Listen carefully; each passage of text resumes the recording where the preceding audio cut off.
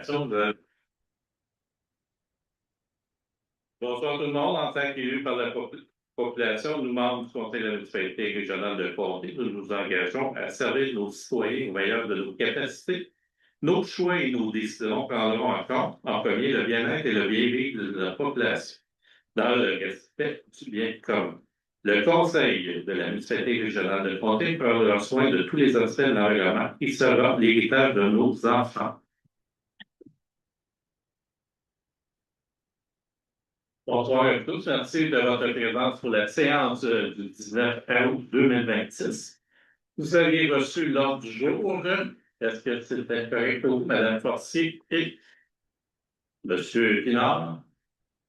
Le procès-verbal, l'adoption du procès-verbal de la séance ordinaire du 17 juin, est-ce que c'était conforme à l'audition? Oui, Mme Windsor et Mme Sartre.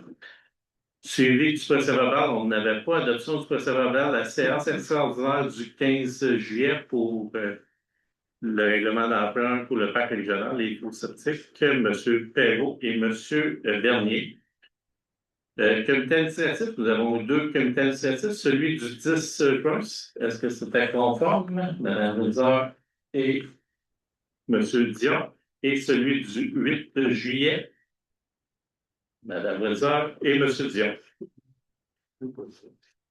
Suivi des activités.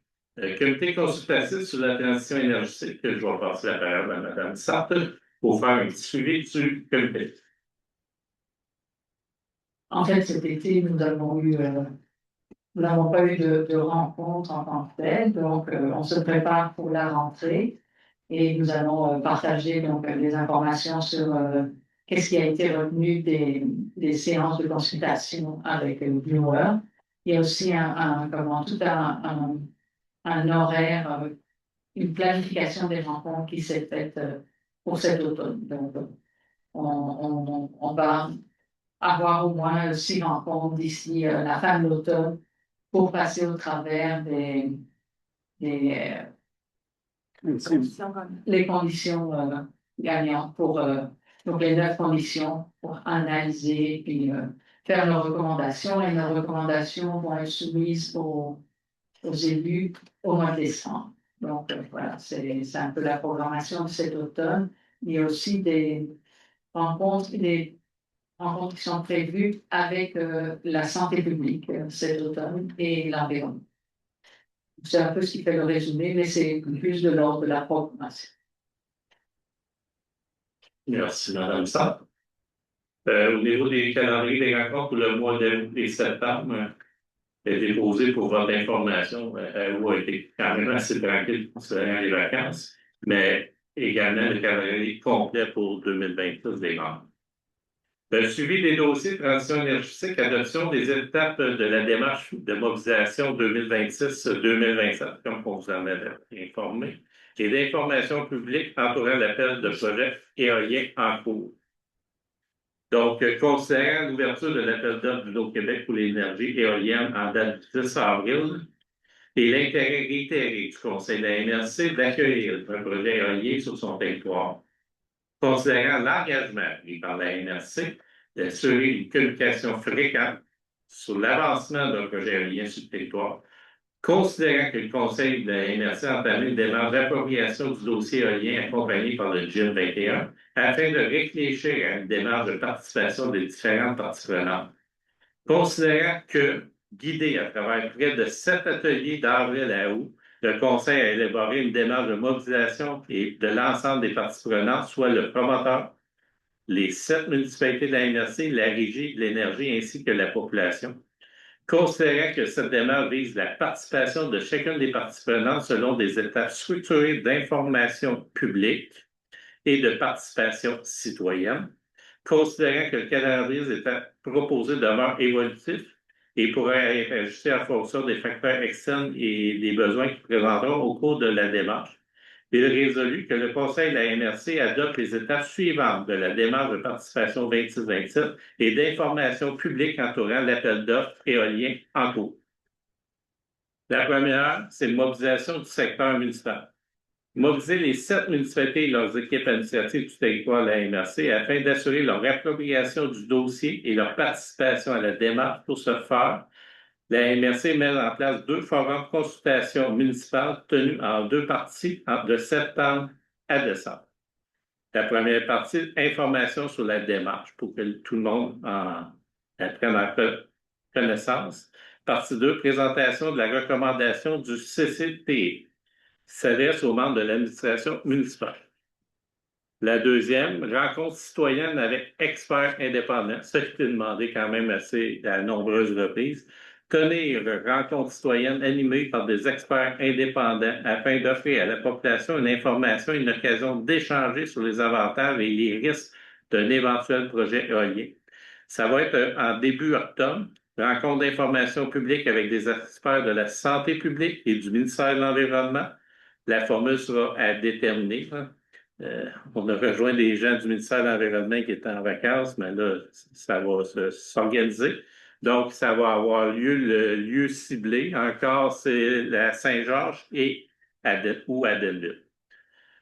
Ainsi que portes ouvertes d'information, troisième chose, organiser des portes ouvertes destinées à informer la population sur le projet et à répondre à ces questions en présence des intervenants clés du projet, soit le promoteur, la régie et la MRC des sources, la période visée du 15 au 22 octobre. Et processus de recommandation de Saint-Jean, on avait des questions qui nous avaient été posées. Mettre en œuvre un processus de recommandation propre à la municipalité de Saint-Georges-de-Windsor en cohérence avec les particularités de cette municipalité. Donc, c'est la création d'un comité consultatif éolien, création par la municipalité d'un comité composé de citoyens, de conseillers et d'un urbaniste dont le mandat sera de formuler une recommandation auprès du Conseil de la MRC des sources. Que le Conseil de la MRC des sources reconnaisse le caractère évolutif de ce calendrier, c'est pour couler dans le béton, comme je disais, lequel pourra être ajusté en fonction des facteurs externes et des besoins qui se présenteront au cours de la démarche. Donc, ça va. Juste un peu que je fais un conflit d'intérêt dans le dossier. OK. Est-ce que quelqu'un propose la démarche? Madame Sartre, Madame Forcy, ça va.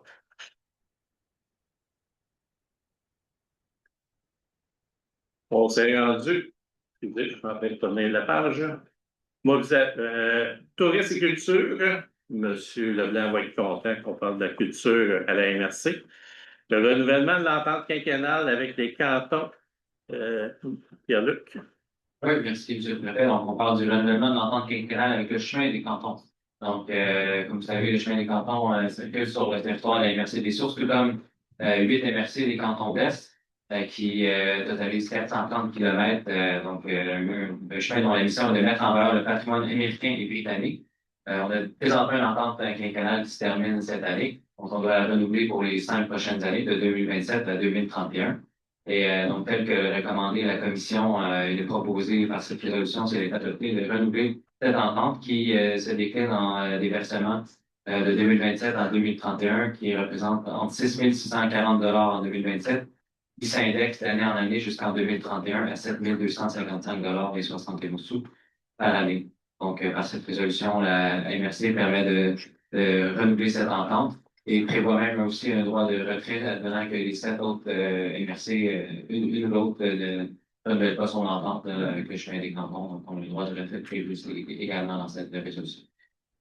Ça le voit. Si vous voulez prendre un proposeur secondaire, M. Bernier, secondé de M. Perrault. Renouvellement de la politique de développement culturel de la MRC, 27-28. Oui, donc, comme vous savez, nous avons une politique de développement culturel qui est en vigueur de 2018 à 2026. Comme nous sommes en 2026, elle prend donc effet d'ici la fin de l'année. Et ce qui est proposé par cette résolution, tel que le recommandait également la Commission culture, patrimoine, tourisme et loisirs, c'est de la renouveler pour les 2 prochaines années jusqu'en 2028. Ce qui permettra d'ailleurs de pouvoir renouveler notre entente de développement culturel avec le ministère de la Culture et des Communications, qui exige que nous ayons une politique de développement culturel en vigueur. Donc, on prévoit cette renégociation-là en 2027, donc ça nous permet de renouveler cette politique pour 2 ans et aussi l'avoir en vigueur pour le renouvellement de notre entente de développement culturel qu'on prévoit l'année prochaine. M. Pinard, entente de développement culturel pour le moulin à talent. Oui, donc il s'agit ici d'un projet qui est financé dans le cadre justement de l'entente de développement culturel 2025-2027. C'est à l'objectif 6 de soutenir la relève artistique. Nous avions identifié une action prioritaire pour les 3 années qui était de soutenir le moulin à talent de la meunerie à Saint-Adrien. Donc, il s'agit ici d'un projet total de 8 500 $, 8 506 et 71 sous, et le soutien offert par la MRC dans le cadre de l'EDC est de 6 805 et 37 sous, qui représente 80% du projet. C'était prévu dans notre entente de développement culturel dans les objectifs et les actions à priorité, tels que nous l'avons fait en 2025 et qui est prévu également en 2025. Monsieur Dion, Madame Forcier, on s'est rendu développement territoire, fonds local, fonds région ruralité pour les chemins du canton pour Delville. Oui, donc c'est un projet dans le cadre des fonds locaux qui sont dédiés aux municipalités de la MRC. Ici, il s'agit d'un promoteur dans la ville de Danville pour un projet total de 6 661 $ et on demande un montant de 5 680 $, donc 85% du projet. Consiste à l'installation de panneaux aux couleurs du chemin des cantons au carré de Danville. Comme le projet répond à l'enjeu valorisation de l'expression de la fierté locale, c'est à l'agenda 21, et qui contribue à la priorité d'intervention accroître le dynamisme socio-économique, nommé dans le cadre d'intervention pour la vitalité du territoire. Il est recommandé que le Conseil de la MRC des Sources octroie ce FRR Fonds Région Ruralité de subvention locale à la municipalité de Danville. Madame Windsor et Madame Forcier. Également Fonds Région Ruralité pour le mobilier urbain à Danville. Donc, un projet également des fonds locaux, des municipalités dans le cadre des fonds région ruralité. Il s'agit ici d'un projet de la ville de Danville pour un coût total de projet de 16 664 $. Le montant demandé est de 14 998 $, représentant 90% du projet. Et le projet consiste à l'achat et l'installation de mobilier urbain au centre-ville, donc au carré de Danville et dans le boisé des Chevaliers, qui est un nouveau parc qui a été mis en place dans les derniers mois. C'est un projet qui répond à l'enjeu d'amélioration de la qualité de vie de la population, c'est à l'agenda 21 des sources, et il contribue à la priorité d'intervention, accroître le dynamisme socio-économique nommé dans le cadre d'intervention pour la vitalité du territoire. Donc, par cette résolution, la MRC accorde les fonds demandés dans le cadre de ce projet. J'avais M. Bernier et secondé de M. ou Madame Forcier. Merci. Le développement économique, ça va bien. On a besoin que le gouvernement nous confie plus d'argent. Pierre-Luc? Oui, effectivement. Donc, en développement économique, on a quand même beaucoup d'aide à des entreprises qui en ont besoin, qui vont créer des emplois de qualité chez nous. Donc, la MRC des Sources gère un fonds local d'investissement qui a pour objectif de soutenir financièrement les entreprises de son territoire dans le projet de démarrage, de croissance, de transformation et de relève, qui est dédié par le gouvernement du Québec. Il a répondu aussi les fonds locaux d'investissement jusqu'au 31 décembre 2028. Et comme les liquidités actuelles du fonds local d'investissement sont substantiellement engagées ou décaissées, il est temps pour nous de faire une demande au ministère de l'Économie et de l'Énergie pour avoir davantage de fonds à pouvoir prêter à nos entreprises de la région. Donc, cette résolution nous permettra de faire cette demande auprès du ministère de l'Emploi, de l'Économie, de l'Innovation et de l'Énergie.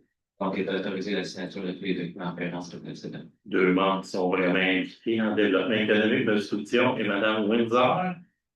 Développement territoire, adoption du rapport annuel 2025, produit annuellement. Oui, donc chaque année, la MRC des Sources produit un rapport annuel qui fait état des sommes investies pour le développement de la région, permet de faire le bilan de ses priorités annuelles. Par exemple, pour citer les éléments forts du rapport, en 2025, la MRC a pu soutenir financièrement 86 projets à hauteur de 2,8 millions et générer des investissements majeurs, des retombées de 17 361 000 dans notre région. Donc, par cette résolution, la MRC des Sources adopte son rapport annuel et permet à l'administration de le publier par rapport au public l'année prochaine. Merci Pierre-Luc. Proposé par Mme Forcier sur les demandes à SAF. J'invite la population à aller le consulter sur le site Internet bientôt de la MRC qui sera disponible. Mais également, je peux prendre 2 secondes pour remercier l'ensemble de l'équipe, ceux qui travaillent à la MRC, là, donc l'équipe sous la gouverne de Frédéric, pour l'excellent travail. On est une petite MRC, mais quand on voit le rapport qui a été fait, c'est une partie de ce qui a été fait sur le territoire. Je pense qu'on peut être vraiment fier du travail réalisé. C'est grâce à l'ensemble de l'équipe de la MRC. Donc, je pense à mon nom personnel et au nom de l'ensemble des maires, on veut saluer votre travail d'engagement très professionnel à l'intérieur de la MRC. Ça va.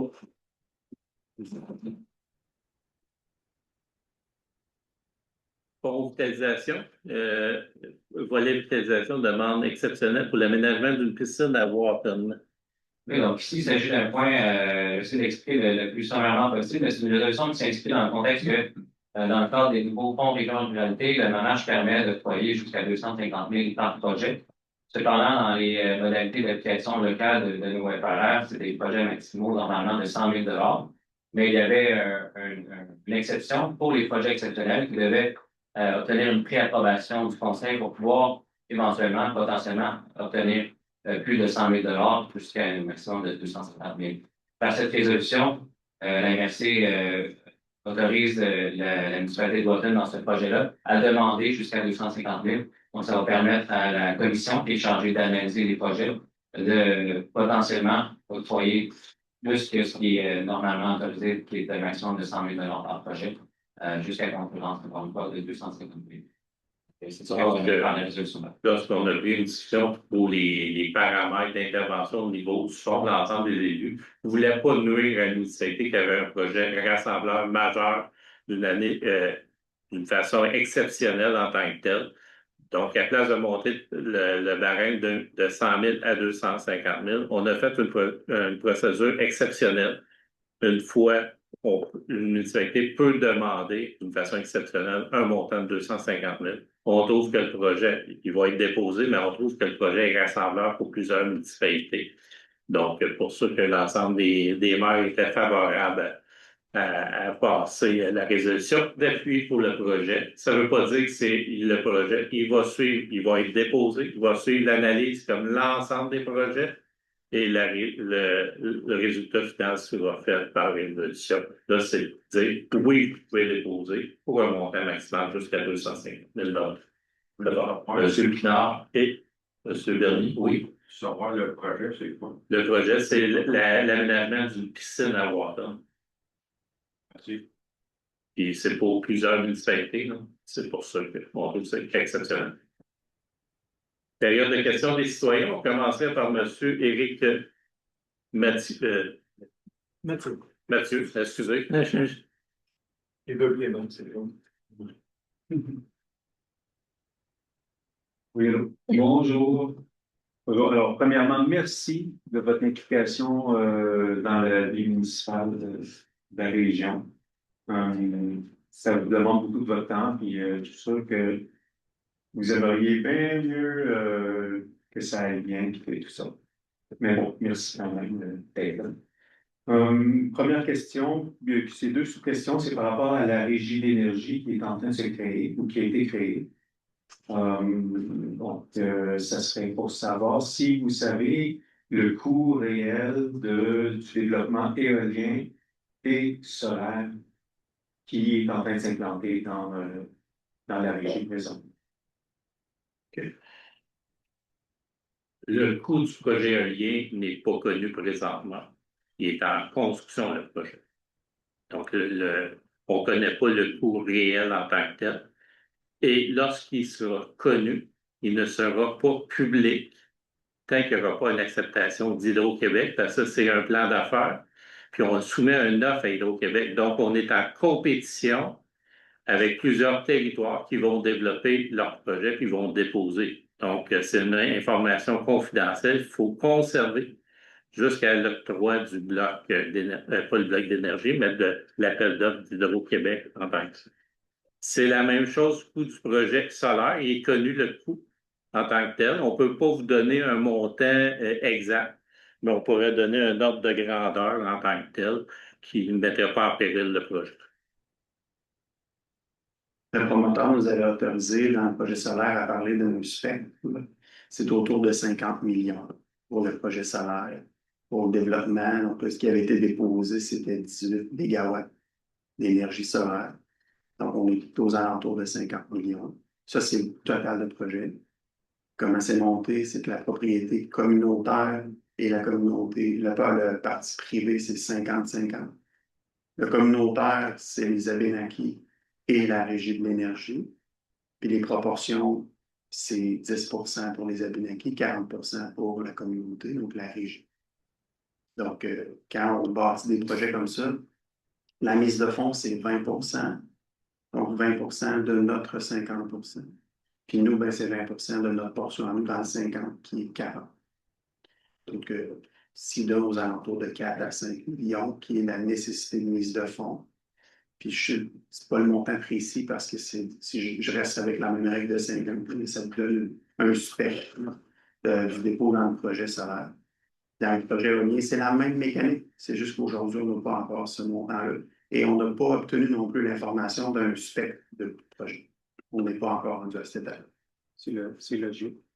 Est-ce que vous savez, vous s'est permis de parler de la façon que dans le 50%, donc le 40% communautaire qui vient par les villes, c'est un d'emprunt, c'est Le règlement d'emprunt. un règlement d'emprunt, donc c'est vraiment comme ça. Et est-ce que vous êtes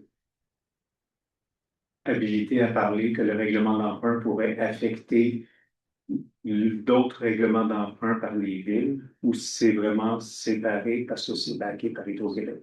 C'est notre client. Si on a un client, c'est un client qui est sûr pour les 30 prochaines années. Donc, on est sûr qu'on va être payé. On ne vend pas comme Frédéric dit, on ne vend pas des bottes de caoutchouc. C'est vraiment un fournisseur crédible, réel. C'est un contrat garanti en tant que tel. Le 40% en tant que tel, pour nous, le règlement d'emprunt. Excusez, répétez votre question. Si le règlement d'emprunt va mettre en péril la capacité Le ministère ne reconnaît pas, il analyse, mais il ne comptabilise pas l'ensemble de la dépense pour affecter le bilan Mettons, si une municipalité veut emprunter pour les routes, ça n'a aucun impact en tant que tel, puis il considère comme un actif également. Donc, ça n'affecte pas notre flotte de crédit auprès du ministère des Affaires municipales.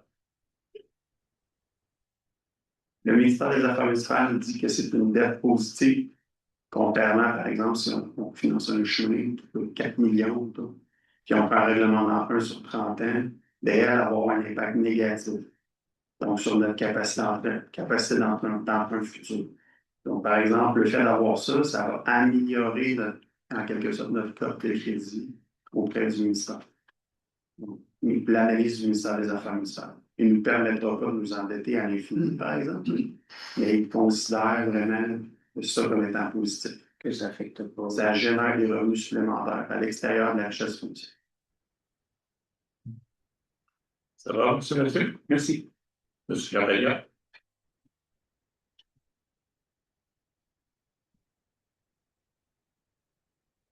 Bonjour, Jean Carpagna, Saint-Georges-de-Windsor. Comme j'ai inscrit, je voudrais avoir un retour sur les questions que j'avais posées à la dernière séance. Mais là, vous n'avez abordé une. J'avais demandé si vous alliez tenir des consultations publiques. Là, vous nous avez... Soit d'information et d'échange avec des professionnels en tant que tel.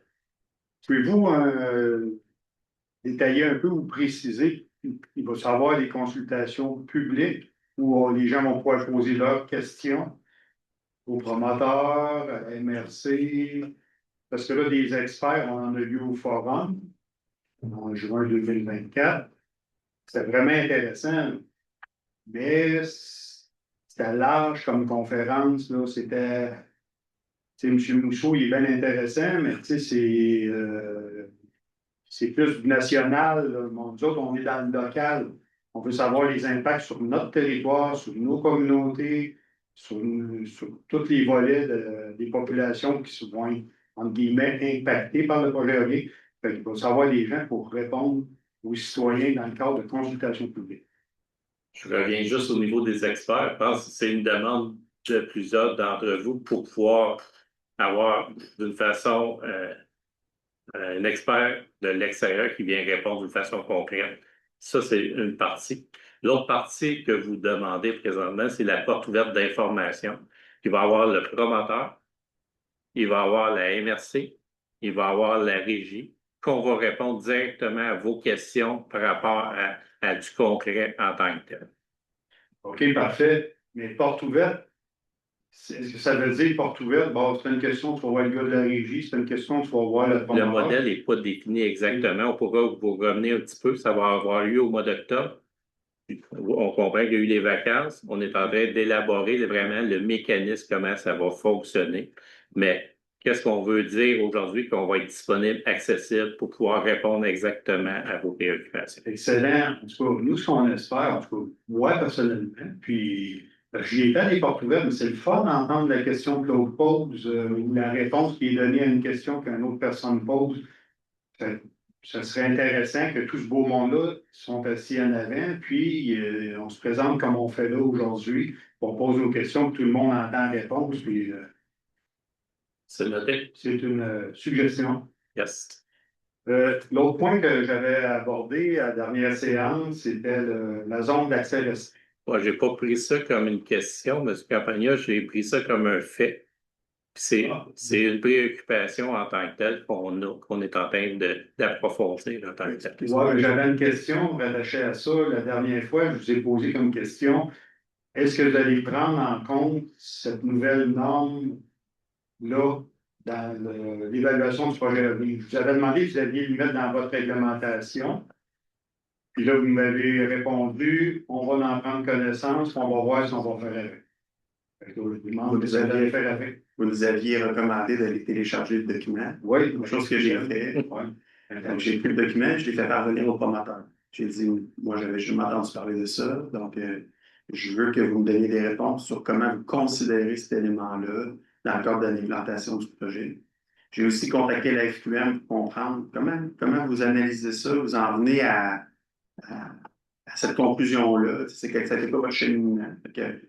Je suis tombé dans la période de vacances là, où là, il y a des spécialistes que j'ai eu plus de misère à rencontrer. Mais c'est vraiment de manière un peu dans la machine à saucisse. C'est-à-dire que c'est considéré, c'est actuellement en train d'être analysé. Puis après ça, quelles recommandations feront au conseil? Où est-ce qu'on le positionnera dans le processus? Je n'ai pas encore toutes les réponses. Mais votre question n'est pas tombée du tout dans les mains. C'est pas tombé entre les chaises. Donc, le promoteur a obtenu le rapport que vous aviez de la FQM avec la formule de calcul. Puis, on a demandé qu'il nous présente comment ça va être fait. Donc, puis je sais que les membres du CCT ont aussi pris connaissance de votre info. Comment est-ce qu'ils vont le considérer, on verra. Mais du moins, ça a été très, très bien compris. Excellent. Donc, merci de cet apport-là. OK. Ben, merci. Puis, comme je vous disais la dernière fois, c'est le temps, là, parce qu'ils ne sont pas encore tout à fait positionnés, les éoliennes qui me disaient, les gens de Work, l'autre fois. Tout à fait. OK, parfait. Ben, merci pour le suivi. Puis, si vous avez du nouveau, j'en comprends d'aller nous revenir avec ça. Oui. Excellent. Et puis, l'autre question que j'avais, ça concernait le principe de réciprocité. J'avais demandé des explications à la dernière séance parce que je voulais présenter aux séances de Blue Work, puis j'avais comme posé cette question-là, puis eux autres, il y avait comme des petits points d'interrogation dans leurs yeux, ils ne savaient pas trop quoi répondre, puis ils m'ont renvoyé à la MRC. Finalement, parce qu'on en parle un peu entre nous autour, là, à Saint-Georges, puis on se questionne, c'est quoi les implications? Qu'est-ce que ça va impliquer si les éoliennes atterrissent sur le territoire? Qu'est-ce que ça va impliquer au niveau du développement de nos exploitations, que ce soit séricole, agricole, les îlots déstructurés, tout ça? Parce que je reviens au 8 décembre, quand j'ai assisté à la présentation de la nouvelle version du règlement sur l'urbanisme. J'avais posé la question à l'urbanisme. L'urbanisme, c'est une très bonne question, et clairement, ça va avoir des impacts sur le développement des îlots déstructurés. Fait il faut qu'on soit informé de ça. Ça, c'est le genre de question qui va peut-être aboutir dans vos consultations publiques pour lesquelles on va vous demander des réponses. Fait que là, vous m'aviez dit à la dernière séance, écoute, je ne peux pas te répondre ça sur le moment. On fouille ça, puis à la prochaine séance, on arrive avec la réponse. Là, je ne dis jamais une prochaine séance. Lors d'une prochaine séance. OK. Laquelle, ça reste à Donner une certaine orientation. Donc, votre question, on l'a donnée à l'équipe d'aménagement parce que la MRC doit émettre un certificat de conformité pour un projet. Puis là, les discussions sont débutées. mais il n'y a pas de certificat qui a été émis. Mais pour comprendre l'impact du projet, puis notamment l'évaluation de ces impacts-là. Donc, l'équipe d'aménagement a pris en compte l'enjeu de la réciprocité, puis ils l'ont abordé sous divers angles. Donc, la question du productif agricole, ça, c'est une réponse que j'ai déjà faite. C'est-à-dire qu'une éolienne n'a pas de contrainte pour le droit de produire. Donc, par exemple, pour un établissement agricole, fait que dans les deux sens, c'est-à-dire l'éolienne ne voit pas une étable comme étant une contrainte à son établissement, puis l'étable ne voit pas l'éolienne comme une contrainte à son développement. Comme par exemple, la loi sur le bien-être, la santé animale, fait en sorte que si elle a besoin de s'agrandir, l'éolienne, ce n'est pas un problème. Pour ce qui est des résidences, là, oui, il y a un enjeu, puis il faut le comptabiliser. Qu'est-ce que ça veut dire réellement? Combien est-ce qu'on a réellement d'isolés structurés? Il faut comprendre que depuis le PL 103, la zone agricole, puis le potentiel de développement en zone agricole, il est très limité. Puis les îlots déstructurés, on les a depuis 98, 2002, 2003. Puis ça n'a pas beaucoup développé depuis ce temps-là, ça ne bouge pas gros. Donc, est-ce que c'est un potentiel théorique ou c'est un potentiel réel? Il faut regarder l'historique de construction. Fait que, il y a ça qu'il faut qu'on voit vraiment. Puis les distances avec les périmètres urbains, bien, avec encore une fois PL 103, la capacité d'agrandir nos périmètres urbains sont extrêmement limitées. On vient d'avoir 2 décisions négatives pour Saint-Georges-de-Windsor puis pour Saint-Camille. Donc, là-dessus aussi, quand on va faire nos scénarios de développement des périmètres urbains, on va faire nos projections de croissance réellement potentielle avec les orientations gouvernementales pour dire ça, c'est notre zone vers laquelle on se déploie. Fait que faites attention, c'est vers là que les municipalités peuvent réellement se développer, se déployer. Fait que ça, c'est en analyse du côté de l'équipe d'aménagement. C'est une réponse qui est un peu vague, mais qui en demeure quand même un peu plus directionnelle que ce qu'on vous a répondu la dernière fois. Fait que pour le secteur agricole, pas de contrainte. Pour le résidentiel, oui, le principe de réciprocité va avoir un impact. Il faut qu'on le mesure pour que ce ne soit pas juste théorique.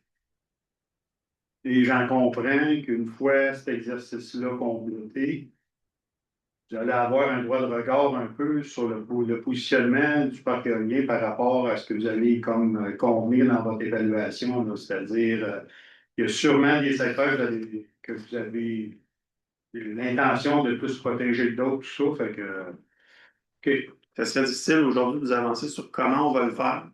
Mais c'est sûr qu'à la lumière de l'évaluation des priorités de développement du schéma d'aménagement, on va envoyer des directives aux promoteurs. Mais de quelle façon et de quelle manière on peut le normer réellement, je ne suis pas certain. Et je ne veux pas vous dire n'importe quoi. Mais c'est sûr que c'est une évaluation qui est en route. À suivre également. OK, merci. Fait que ça fait le tour de mes questions. Retour sur questions posées lors du jour. Oui, ça fait le tour. L'autre point que j'avais, c'était l'ordre du jour Varia, parce que là, j'ai vu dans l'ordre du jour qu'il y avait la création d'un comité consultatif à Saint-Georges-de-Windsor. Fait que je m'étais dit, ben là, le point en bas, on va pouvoir poser des questions, mais je peux vous les poser tout de suite. Tu peux tout le temps poser tes questions. Ouais. Mais là, vous m'avez parlé tantôt du comité consultatif. Vous avez passé vite un peu, là. Fait que là, je voulais savoir, c'est quoi l'objectif? Ouais, c'est quoi l'objectif de ce comité consultatif-là? On a déjà un, le plein MRC. Non, mais parce que le conseil ne peut pas prendre de décision en tant que tel. C'est la MRC qui va prendre une décision pour la municipalité de Saint-Georges. Oui. Mais on ne veut pas la prendre sans avoir consulté d'une façon officielle la municipalité en tant que telle. Donc, ils vont nous envoyer une recommandation sur ce comité-là. Mais une recommandation sur quoi? Sur l'acceptabilité du projet? Ben, sur toutes les. Qu'est-ce qu'il faut accepter dans notre démarche en tant que telle. Donc, quand on va voir la municipalité, habituellement, si on est à voir Denville, on leur demanderait une orientation, quoi que ce soit, ils nous feraient une résolution. Saint-Georges ne peut pas faire de résolution, c'est la MRC qui va la faire, la résolution à leur place. Mais on veut pas, les maires ne veulent pas décider pour Saint-Georges, donc on va demander une recommandation. Non, mais ce que je ne comprends pas comment ils vont faire, ben là, il n'y aura pas de résolution, ça va peut-être être une recommandation, une lettre de recommandation, mais une recommandation sur quoi? Parce que je pense qu'aujourd'hui, là où on est rendu dans le cheminement, c'est que la municipalité a statué sur la loi, a dit on confie à la MRC le processus de prise de décision. Puis ce que ça stipule aussi, c'est que la MRC doit consulter la municipalité. Là, nous, on a dit à la direction générale puis aux élus qui sont en posture de se prononcer sur la question, quel serait le véhicule que nous, comme MRC, on utiliserait pour collaborer avec la municipalité qui serait légitimée de pouvoir nous envoyer des recommandations pour que nous, on puisse exécuter notre responsabilité. Donc, ils ont déterminé que sur les enjeux éoliens, ils mettraient en place un comité éolien. Là, aujourd'hui, nous, la résolution qu'on va prendre, vous allez le voir tantôt, ce que ça vise à faire, c'est donner les pouvoirs à la direction générale de la municipalité de constituer ce comité-là. Puis elle le fait de concert avec les élus de son conseil qui ne sont pas dans une position de conflit. C'est quoi le mandat du comité? C'est juste d'écrire une lettre de recommandation. Donc, nous, aujourd'hui, Faut là, qu'ils la sortent résolution, c'est de constituer ce comité-là, puis ils vont travailler, ils vont nous revenir. Mais là, ce qu'on a obtenu comme responsabilité, nous, de la part de la municipalité de Saint-Georges, ça a été de constituer, de donner les pouvoirs à la direction générale, de constituer ce comité de travail-là pour eux. Donc, c'est ce qu'on adopte comme résolution. Et c'est la gouvernance de Saint-Georges. Et là, je reste encore en interrogation. Vous ne me précisez pas c'est quoi le mandat. Ben, C'est quoi les objectifs? Là, je comprends l'objectif que résolution, on ne peut pas, je comprends ce mécanique-là. Mais eux, c'est quoi leur mandat? Parce que j'imagine que les gens qui vont être intéressés à aller là-dessus, il faut toujours bien qu'ils sachent qu'ils s'en vont faire là. Et vous devez aller voir Saint-Georges pour leur demander la vision qu'ils ont pour leur comité. C'est leur responsabilité de déterminer leur processus. Par contre, ils ne sont pas en mesure de l'adopter. Nous, on exécute le processus d'adoption. Donc, aujourd'hui, on s'est fait demander, donnez-nous les pouvoirs de constituer notre comité, donc à la direction générale, pour qu'elle puisse agir. C'est ce qu'elle fait. Aller la consulter, demander-lui, poser-lui des questions, poser des questions aux élus qui sont en position de le faire en ce moment. Ils collaborent dans ce projet-là. Mais vous, en tant que MRC, vous devez vous assurer que ce qu'ils vont vous envoyer, c'est appuyé sur quelques bases. Là. Je ne sais pas si c'est moi un comité consultatif, j'en comprends qu'ils vont analyser quelque chose, peut-être le projet éolien, j'imagine, ils vont analyser le projet éolien, ils vont faire une recommandation. C'est un comité éolien. Pardon? C'est un comité éolien. OK. Donc, ils vont faire des recommandations sur le projet éolien ou... Qu'est-ce qu'une municipalité doit faire dans le processus d'un projet éolien? C'est vraiment marqué dans la résolution. Comité consultatif éolien. OK. Donc, ils vont faire un peu la même chose que le comité consultatif, le CCPE de la MRC fait, mais ils vont faire ça pour Saint-Georges. C'est ça. OK. Ben, c'est qu'est-ce qu'on pense, mais ça va être à eux autres à définir le mécanisme. Mais nous autres, lorsqu'il faut consulter, mettons, c'est dans le démarche, il faut consulter les municipalités autres, quoi que ce soit, il faut les consulter. Il faut avoir une méthode de prévue pour le faire. C'est via le comité consultatif. OK, mais il me semble qu'ils n'ont pas grand temps pour faire ça. Ben, c'est sûr que c'est restreint.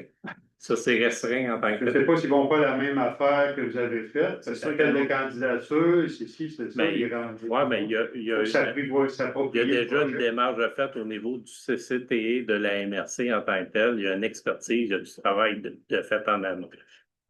Donc, c'est sûr que non, ne partez pas avec l'idée qu'elles font le CCD de la MRC. Ça fait 1 an et quelque chose qu'on travaille. C'est pas possible, c'est pas réaliste du tout de la part de la municipalité de faire ça. Donc, je veux juste vous inviter à aller demander à un principal intéressé qui veut créer son comité pourquoi il veut le faire.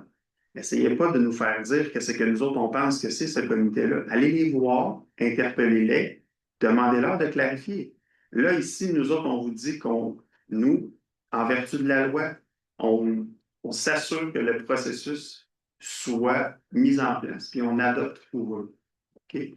Donc, on adopte pour eux la constitution du comité. Ils en ont besoin d'un, ils veulent l'avoir, ils sont peut-être pas encore tout à fait prêts dans la définition du mandat, du rôle qu'ils veulent faire.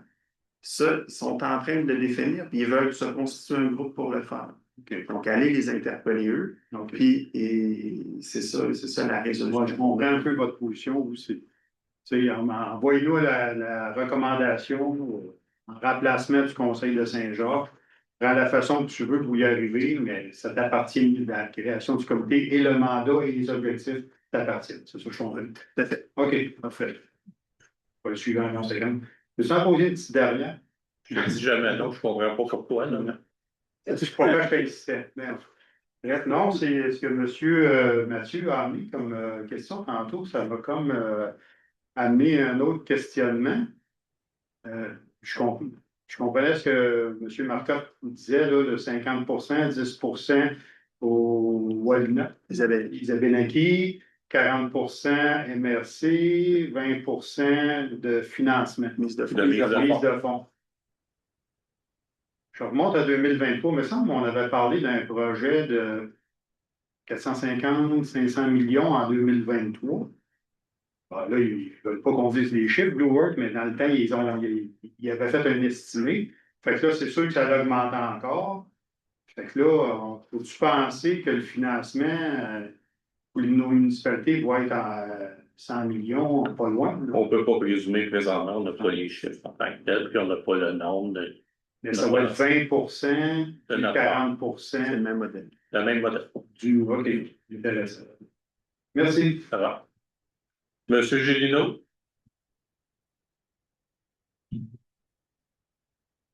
Bon. Bonsoir à vous. Justement, pour revenir un peu, parce que l'affaire de Saint-Georges, me semble qu'une autre assemblée, il y a un nouveau règlement que vous vouliez adopter à Saint-Georges sur les distances, mais vous ne pouviez pas l'adopter parce que le conflit d'intérêts qu'on connaît. Fait que là, suite à ça, me semble, est-ce que vous aviez approuvé ça ou vous ne l'avez pas approuvé? Le nouveau règlement de Le règlement Saint-Georges. de zonage. Pardon. Le règlement de zonage. Vous parlez du règlement de zonage de Saint-Jean. Oui, c'est Parce qu'il y avait des dispositions sur les distances. les distances, oui. Ouais, c'est nous qui l'avons adopté. Donc, on Ouais, a c'est ça. exécuté le processus d'adoption. Même affaire qu'on fait là. C'est la même mécanique. C'est ça. Fait que vous l'avez adopté. Ce comité consultatif-là, est-ce que ça va être un comité consultatif comme celui de la MRC, c'est-à-dire qui va travailler sur les solutions gagnantes ou Vous devez aller poser la question au municipalité de Saint-Georges. C'est ça. Aujourd'hui, je vais répondre aux choses bon, que j'ai. OK, bien d'abord, la question plus simple. Là, si le comité, ce comité-là consultatif, ne recommande pas le projet, est-ce que vous allez en tenir compte? C'est l'ensemble des maires qui vont prendre la décision finale. C'est ça. OK, ça répond. Moi, je reviens un peu sur, je ne veux pas trop étendre, par exemple, mais lorsqu'on a eu le comité consultatif à la MRC, on a rencontré Blue Work, puis c'est moi qui avais posé la question au niveau des distances. Et le monsieur m'avait répondu, oui, c'est à cause des projections de glace. OK? Puis, il peut y avoir des parcelles dues à l'usure des pales, quand ça fait un certain nombre d'années que ces éoliennes-là tournent. Fait qu'il peut y avoir des projections de morceaux de pales. Blue Earth, eux autres, j'ai posé la question, ben, quelle distance? Il a dit au moins 1000 pieds. Ce qui emmène la même question que M. Campagnon a posée, la zone d'accès restreinte. C'est important de considérer ceux qui ont des entreprises autant agricoles, acélicoles ou forestières. J'ai été plus loin, j'ai dit, souvent on entend les pales chauffantes. Bien, le monsieur, il a dit, les pales chauffantes, c'est pas pour faire fondre la glace, c'est pour la faire décoller. Fait qu'il y a beaucoup de municipalités, comme dans NRJS, en Gaspésie, qui ont délimité des distances. Fait que ce serait important vous avez pris connaissance quand même des documents. Fait que sûrement qu'il va arriver quelque chose. Au niveau j'ai parlé la dernière fois sur les distances, mais il y a aussi, dans le plan d'aménagement, on dit qu'une éolienne et demie. J'avais posé la question à M. Lebel, il a dit les municipalités, est-ce qu'ils pourraient l'inclure dans leur règlement? Je me demandais, c'est quoi votre position encore là-dessus? C'est la même position que M. Lebel vous avait dit. C'est ça, mais est-ce que s'il y avait une éolienne d'implanter, est-ce que ils vont tenir compte des distances et de l'éolienne ennemie d'un chemin public. Est-ce qu'ils vont respecter ces deux choses? Parce que vu que c'est pas dans le règlement municipal. Le promoteur, s'il va respecter ça. Oui, c'est ça. Ben, tu demandes au promoteur. Ben, Je ne sais pas s'il va le respecter, mais non, je mais- trouve que le cadre, lorsque les aménagistes vont vérifier pour donner des certificats de conformité, ils n'ont pas le choix de respecter l'ensemble des normes en vigueur, des réglementations. donc, ils vont respecter dans le plan d'aménagement. Ils sont obligés. C'est ma question. C'est vous autres, Personnellement, je crois que oui. c'est la MRC. Oui, il faut C'est la MRC. suivre les règles qui sont mises en place en tant que telles. C'est la MRC qui a mis ces règles-là. Fait que, avoir les faire respecter, c'est ma question. Pas le choix. Bon, parfait. C'est tout simplement ça. Le 13 août dernier, en Afrique du Sud, il y a eu un bris de digue. Ici, on a 4 millions de mètres cubes dans la région de Denville. Ma question, est-ce que vous avez un plan d'aménagement? Ce n'est pas un plan d'aménagement, mais un plan d'urgence. S'il arrive quelque chose. Est-ce qu'il y a quelque chose de fait Pour le Denison, le barrage de Denison? pour cet endroit-là qu'on a? C'est quoi l'endroit? Ben, c'est le bassin de l'ancienne Magnola. 4000 mètres cubes de quoi, là? Le résidu. Je ne comprends pas la question, je m'excuse, mais je ne comprends pas votre question. Ben, vous avez ça sur les Alpes, il y a ça. Fait que Tu me parles de digue, tu me parles de résidus, je comprends C'est pas. les bassins de rétention. Les bassins, vous Oui, parlez? ben c'est ça. Peut-être que je ne m'exprime pas le bon terme. Là. Non, non, C'est parce ça. que les résidus, ou quoi que ce soit, les eaux de procédés qui ont été accumulées, les Oui, eaux de c'est terrain. ça. Oui, il y a un plan. Il y a un Il y a un plan. plan qui existe par rapport à ça. Ça, c'est la ville de. C'est la ville de C'est la ville de Vallée-Source qui va l'appliquer. Oui. Parfait. Il y a aussi, est-ce qu'il y a quelque chose qui a été figuré? Parce que, comme présentement, la ville de Saint-Césaire, les éoliennes ne devront pas dépasser 80 mètres. Ici, on a des éoliennes qui s'en viennent à 200 mètres. Est-ce qu'il y a quelque chose de prévu? Non. Là-bas, c'est leur choix. OK. Parfait. Merci.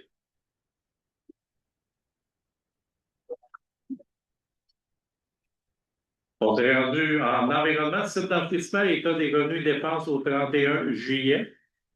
Est-ce que c'était conforme Mme Forcier et M. Bernier? Ensuite, la liste des chèques du 1er juin au 31 juillet, pas grand-chose à l'intérieur. Mme Forcier aussi et Mme Windsor. On s'est rendu résolution d'appui CMN, mise en vigueur de la cartographie des zones inondables révisées qu'on trouve très importante, M. Martin.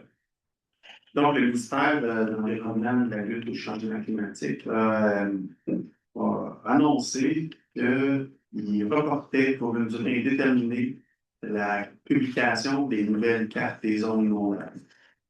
Ce que ça a comme conséquence, c'est la communauté métropolitaine de Montréal qui a sorti publiquement sur la question, c'est que le régime réglementaire sur les zones inondables, lui, est en vigueur depuis le mois de mars, mais les cartes qui le démontrent, elles ne le sont pas. Ce qui mène un risque d'erreur et une incongruité dans l'application réglementaire. Ça, c'est vraiment un enjeu. C'est un enjeu aussi pour le territoire ici. Donc, la proposition de la résolution ici, c'est de dire que la cartographie, ce n'est pas une nouvelle réglementation, c'est une transposition sur le terrain, sur la carto, la meilleure manière d'appliquer l'émission des permis pour les citoyens sur le territoire. Puis on considère qu'en n'ayant pas ces informations-là précises, le risque d'erreur est augmenté. Et le risque d'erreur, c'est des pénalités possibles pour les citoyens ou la non-émission de permis qui devrait l'être sur le territoire. Donc, c'est en gros la résolution aujourd'hui, c'est de réclamer que les cartes soient publiées le plus rapidement possible et qui rendent à disposition un modèle qui vont déterminer pour faire les zones inondables pour que l'IRC et les consultants avec qui on collabore puissent avoir accès à ces informations. Puis c'est vraiment une zone d'incertitude pour les citoyens là, des riverains là, en tant que tel. Monsieur Dion, Monsieur Pinard, vous tout le monde se lever, on le fait tout d'une façon unanime pour se voir. Contrat volet technique appréhension des risques d'inondation et de l'analyse des solutions pour le bassin versant. Donc, de façon à vulgariser, on fait partie d'un bureau de projet pour faire des tests sur la meilleure manière de gérer l'eau qui descend du bassin versant, donc à partir de Saint-Camille, Saint-Adrien, Wotton, puis qui s'en vient se jeter dans le Trois-Lacs, pour être capable de modéliser et mieux gérer ces crues d'eau-là dans une dynamique de changement climatique. Donc, le gouvernement du Québec nous a donné 200 000 pour pouvoir réaliser ces études-là. Ça inclut une concertation des riverains et une manière de pouvoir évaluer quelles seraient les solutions qu'eux verraient puis comment est-ce qu'on pourrait les tester. Encore là, ça prend un modèle numérique du ministère. Donc, le contrat est évidemment conditionnel au fait d'obtenir ce fameux modèle-là, parce que ça coûterait trop cher de le recréer nous-mêmes. Mais par contre, on veut quand même aller de l'avant par l'octroi du contrat pour s'assurer de pouvoir débuter le projet, les consultations des partenaires en attendant qu'on obtienne le modèle. On sait que ça va arriver, mais on espère juste que ça arrive plus rapidement. Donc, c'est un contrat d'une valeur de 130 400 plus les taxes applicables. C'est suite là, à un appel d'offres public qu'on a fait. Appel d'offres sur invitation, pardon. Donc, auprès de la firme Latal NHT, spécialisée dans ces analyses-là de modèles hydriques. Donc, c'est vraiment spécialisé dans le domaine de la gestion des crues dans le secteur des Trois-Lacs pour le bureau de projet. Puis on avait reçu une subvention gouvernementale pour payer les dépenses inhérentes. Oui. Ça va? Madame Fortier et Madame Sartre. On s'est rendu autorisation de signature pour un beau projet que je trouve vraiment intéressant pour la population d'aller chercher de la connaissance pour son eau potable. Projet Mon eau, mon puits, ma santé. C'est un projet en partenariat avec Copernic, c'est l'organisme de bassin versant de la rivière Nicolet. L'idée de ce projet-là, c'est de financer des tests de qualité d'eau dans les puits privés des citoyens volontaires de certaines municipalités de la MRC. Donc, nous, ici, on a demandé à ce que l'ensemble de la MRC soit inclus dans le projet, puis il va y avoir un appel aux citoyens pour pouvoir participer sur la caractérisation de leur puits d'eau potable, puis qu'on soit capable de modéliser pendant une période de 3 ans la qualité d'eau et l'évolution de la qualité d'eau de ces puits privés-là sur le territoire. Donc, c'est la MRC qui va coordonner le projet. Donc, aujourd'hui, si le conseil de la MRC accepte d'autoriser ce projet-là, donc on va pouvoir débuter avec l'équipe en gestion des cours d'eau de la MRC. Plusieurs personnes ont des puits privés sur leur terrain et plusieurs personnes ne savent pas que leur eau est impropre à la consommation. Donc, je pense que c'est important la démarche en tant que telle. On veut voir comment les gens vont y répondre parce qu'on veut mettre un effort pour donner la connaissance aux gens. Puis des fois, c'est rien que des traitements mineurs qui doivent, puis leur eau va être correcte par la suite. Donc, je pense que c'est vraiment intéressant comme démarche. Madame Sartre et M. Bourassa. Bourassa. Excusez, M. Pinard.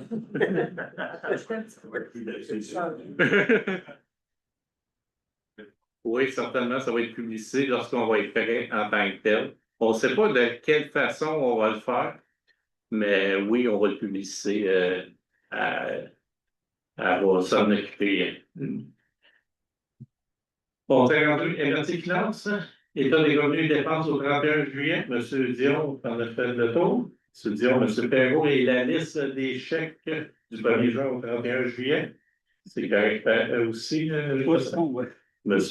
Jocelyn regarde ça d'une rigueur.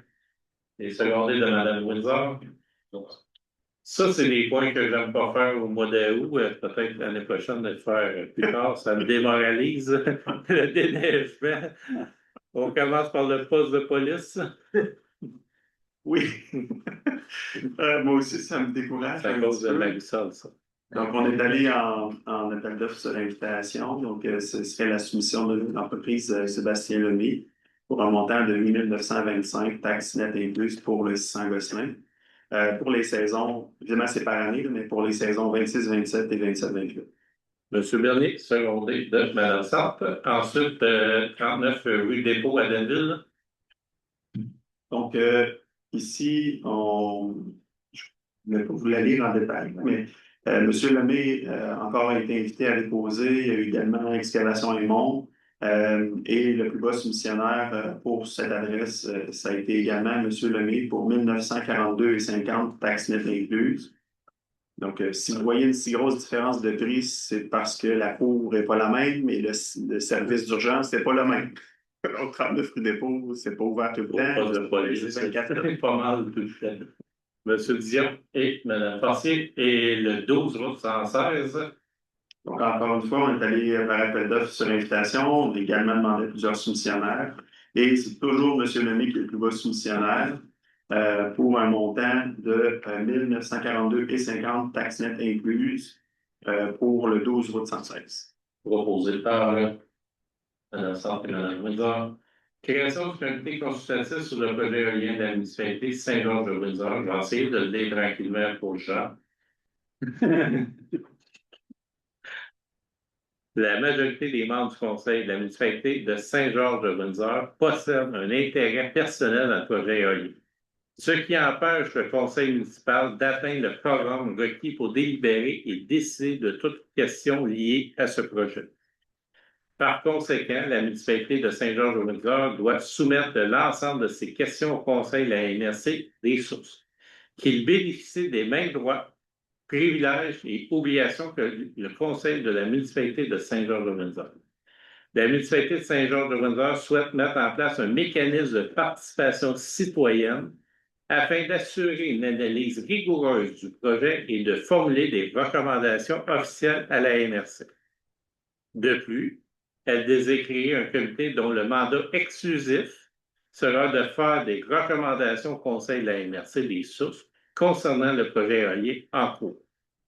Il est donc recommandé que le conseil de la MRC des sources mandate la directrice générale et greffière trésorière de la municipalité de Saint-Georges-de-Windsor afin de créer un comité consultatif sur le projet éolien de Saint-Georges-de-Windsor, déterminer la composition du comité et de procéder au recrutement de ses membres, établir les règles de fonctionnement de ce comité. Il est également recommandé que le Conseil de la MRC des sources mandate le comité consultatif pour formuler des recommandations au Conseil de la MRC concernant le projet éolien visé par l'appel de projet en cours et que le Conseil de la MRC autorise les membres de ce comité à recevoir une compensation financière de 100 $ par personne. Par rencontre. Proposé par Mme Sartre et Mme Forcier. Donc, ça épuise l'ordre du jour de ce soir. Je prendrai un proposant pour la levée de l'Assemblée. Mme Windsor, merci beaucoup tout le monde de votre présence. On se voit le 16 septembre à 19h.